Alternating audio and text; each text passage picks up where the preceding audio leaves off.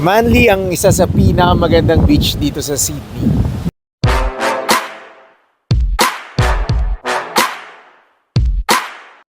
Kamusta? So ngayon, pupunta tayo ng Manly Beach. Day off namin ngayon.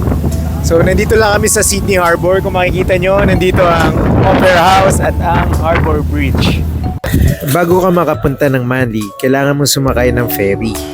At dito sa ferry ride na to, makikita ang ganda ng Sydney Harbour. Kasama ang skyline ng Sydney, ang Opera House, at ang Harbour Bridge, which is ang mga pinakasikat na landmarks ng Australia. Kaya kung turista ka dito sa Sydney, itry mo tong ferry ride na to. In almost 20 minutes, iba't ibang tanawin na ang makikita mo.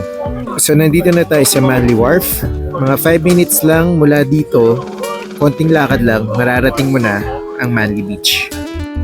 So guys, dito sa Manly, meron parang, di ko alam kung anong tawag dito sa lugar na to, pero marami siyang kainan bago ka makarating dun sa beach.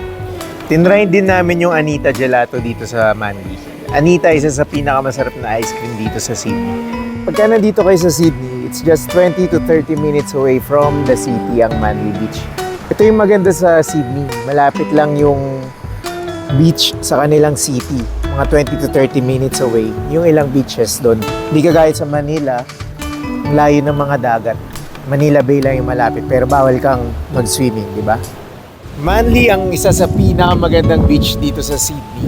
Kaya kung meron kayong chance na makapunta dito, pagka nandito kayo sa Sydney, punta lang kayo. Kasi kung nakikita nyo, ang ganda nung sand, relax yung vibe, yung view. Kita nyo, kaya paborito ng mga tao dito eh. I mean, yung mga turista na pumupunta dito. Kita-kits tayo sa susunod pang mga video. Explore pa natin kung anong meron sa Australia. Hanggang sa muli, peace!